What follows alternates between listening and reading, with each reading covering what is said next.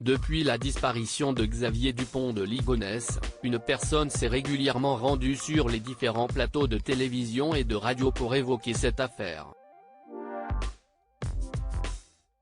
Et cette personne n'est autre que Bruno de Stabenrath. Un homme que le célèbre fugitif nantais a connu durant toute son enfance et qui est donc une personnalité très proche de ce dossier. Mais qui est-il ? Et quel lien a-t-il avec cette affaire ? Bruno de Stabenrath est un écrivain français, né le 14 mars 1961. Il est d'ailleurs le deuxième d'une fratrie de 7 enfants.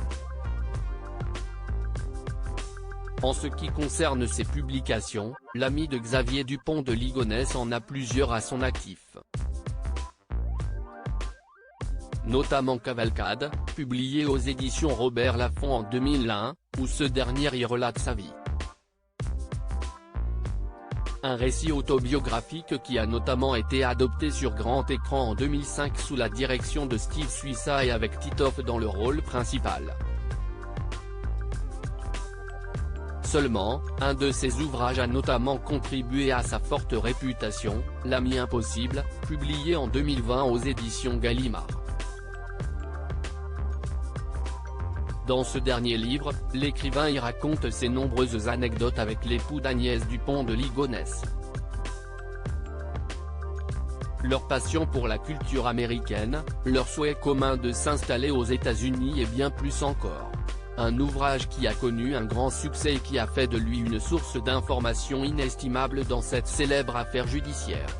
Bruno de Stabenrath, son avis sur cette affaire lors d'un précédent entretien avec Gala. FR en avril dernier, Bruno de Stabenrath avait accepté de partager son point de vue sur cette affaire. Au cours de cet entretien, l'auteur n'a jamais remis en doute la culpabilité de son ami d'enfance. À ses yeux, Xavier Dupont de Ligonnès est coupable des accusations qui pèsent encore sur lui, à savoir, le meurtre des membres de sa famille moins.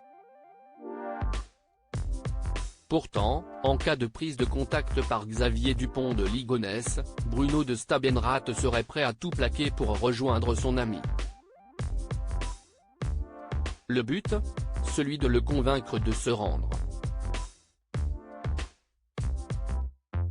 Je lui dirais, rentre avec moi Xavier, rentre avec moi à Paris et rends-toi à la justice. Tu dois assumer tes crimes, sois un homme. J'ai besoin de comprendre, pas que pour moi mais aussi pour la famille et la justice. Pose ton fardeau, avait-il fait savoir, catégorique.